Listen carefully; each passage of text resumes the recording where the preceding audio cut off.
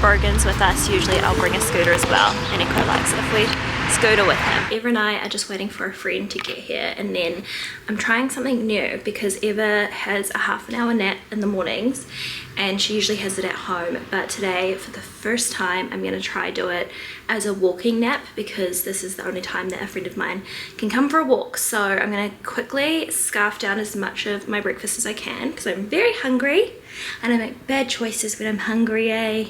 Yeah. So I'm going to eat my breakfast and then going to try the walking nap with Eva, see if she will sleep. We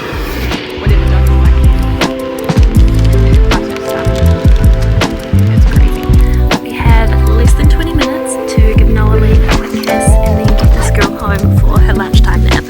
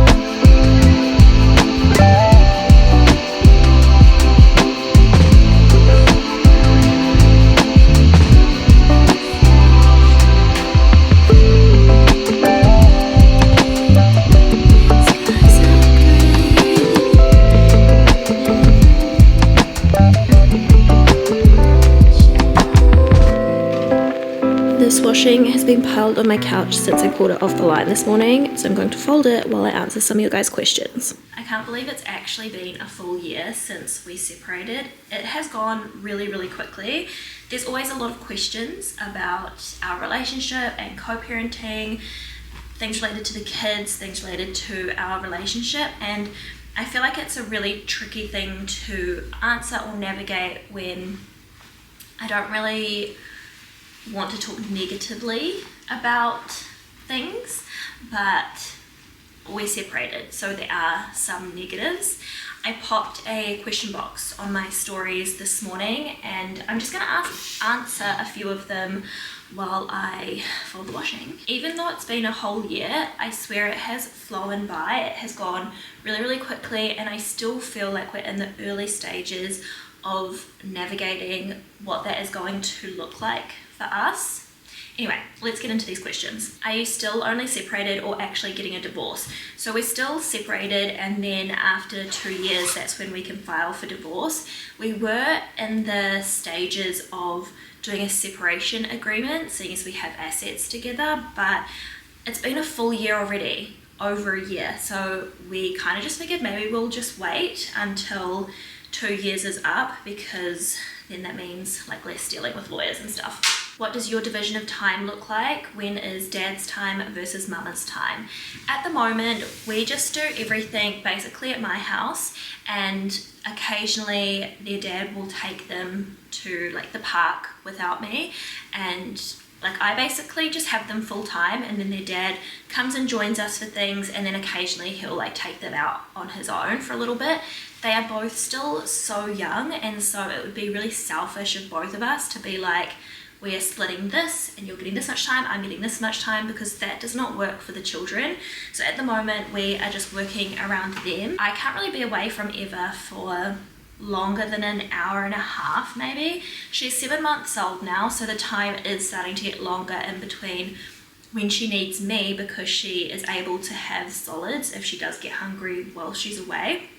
But she's also at the age where she's starting to recognize that there is distance between her and I, so I have noticed her getting a little bit clingier.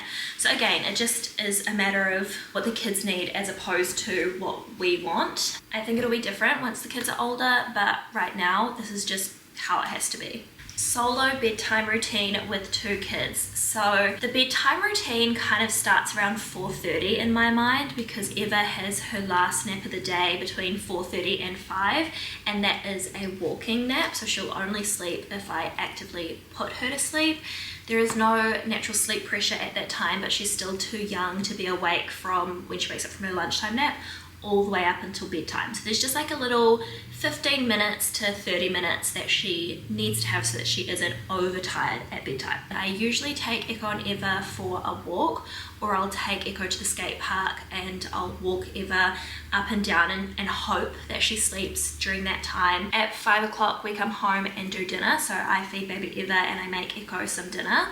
5:30 I do a bath and shower with the kids, and then 6 o'clock I feed Eva again and put her into bed just after that, so around 6:15, 6:30 Eva goes to bed, and I did sleep train Eva, so she just puts herself to sleep. I sing her a little song, put her in her sleep sack, turn the white noise on, make the room nice and dark, and then I just lay her down in her bed and I can walk out.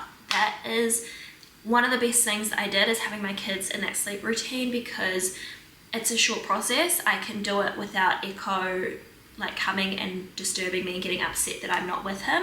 So I can lay Eva down, and then I come back in, have some one-on-one time with Echo, and then he goes to bed between 6:30 and 7, usually closer to 7, but any time between 6:30 and 7, especially depending on whether he napped or not at daycare.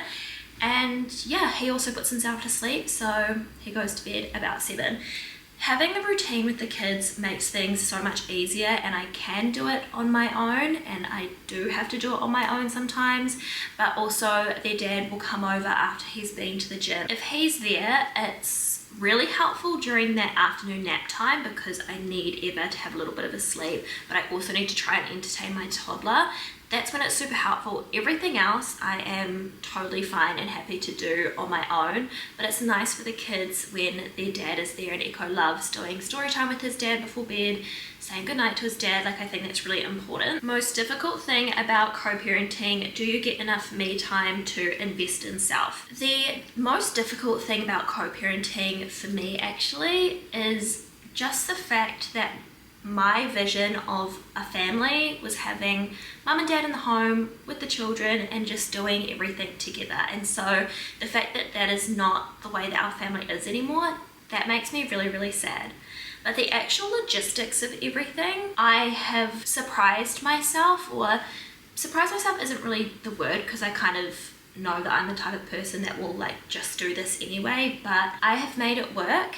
And in terms of investing in myself and me time, I find the chances to do that. Like, I've got Eva in such a good sleep routine that I know that I have this time during the lunch break, and I can use some of this time, hopefully, to do something for me. So as soon as I've finished doing the washing and doing the other little tidy stuff that I have to do and doing this filming, I'm going to do a little bit of exercise for myself. So I can definitely find pockets within the day, and even within my routine with the kids when they're home, I find time where I can do stuff for me. There is a little bit of resentment when I think about how Dad's life doesn't really change when he leaves. He is not impacted physically, he's not impacted monetarily, he's not impacted time-wise. It is totally up to him how much of that he gives to the children. And lucky for the children, he's the type of dad that wants to spend time with them, and we have an amicable split, so I let him see them as often as he wants to. But it is a choice for him, and for me it's not. Like, you can see that I've had 3 children. I am physically changed so much. Let's not even go with hormonally. I have to ask for permission when I want any time outside of the children, and obviously with me being the primary caregiver, all of my time and opportunity to progress monetarily is given to the children, and so I'm limited in a lot of aspects. However, if I did have a choice, I still would choose the children. So even though there is that little bit of resentment because I don't have a choice, even if I did have a choice, this is how I would want to have the children all the time anyway. There are quite a few questions about new relationships. Do we want to be in new relationships? Is there dad dating?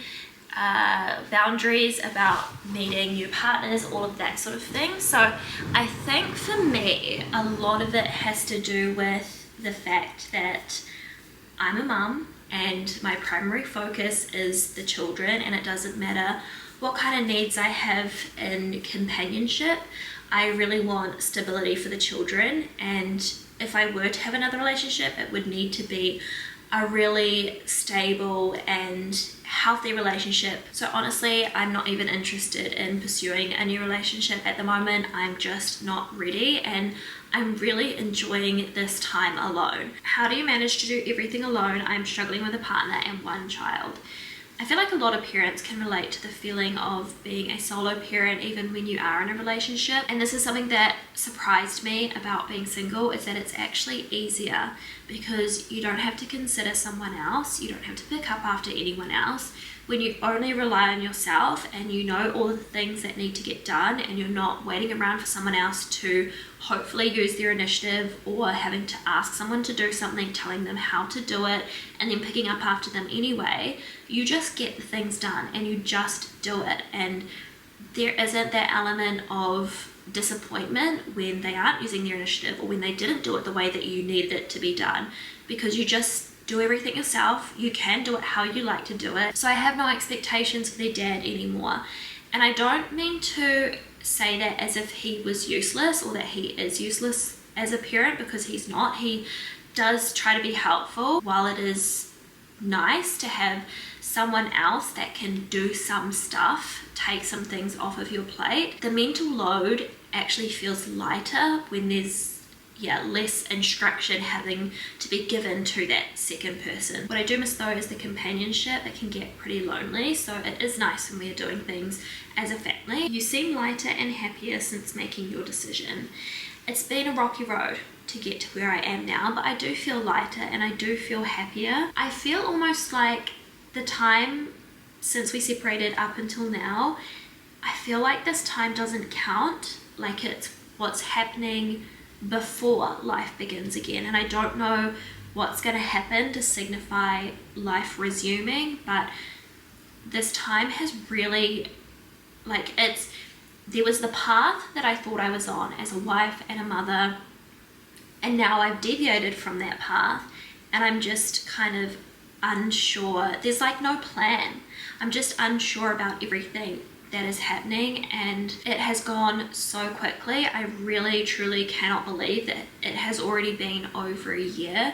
Even with Eva's pregnancy, with her birth, with her postpartum, it feels like a blip and I barely remember any of it, and there was just so much hurt and pain that happened around that time, hurt and pain that could have been avoided. I just feel like as soon as I made my decision to not allow myself to continue to let that happen to me and just like disconnect let go, separate myself, that now I feel like I'm in control of my own life, and slowly I will start to regain what will feel like full control, I hope. At the moment, I think like just the fact that I have only just recently had a baby is the main reason why, you know, being a mum is my whole life right now, and so I don't have many choices outside of that, and whatever I want for myself I have to kind of slot in where I can. But once the kids are a little bit older and I have a little bit more separation between my camera just stopped recording and I need to get on with things anyway, but I was just saying that I think once the kids are older and I have a little bit more freedom and separation from them to be something other than just mum, that things will be a little bit different. But right now I am just mum. Eva and I are just about to go pick Echo up from daycare. I'm going to take him to the skate park and somehow figure out how I'm going to do that little afternoon nap with Eva, if I can get her to sleep while Echo scooters around the skate park, or if I'm going to need to take him for a walk. But tonight is also a gym night for me, and their dad is going to be at the gym before my gym, so I made Echo some dinner. It's a wrap with egg, mince and cheese and some burger sauce. I've just got him half of the wrap here, so I'm gonna take that with me, try and get him to eat his dinner while we're out, and then when we get back we'll have like 10-15 minutes max to quickly shower or bath both the kids and get them into their pajamas to go off to the gym. And then I've also got some snacks just there on the bench waiting ready for when we go to the gym.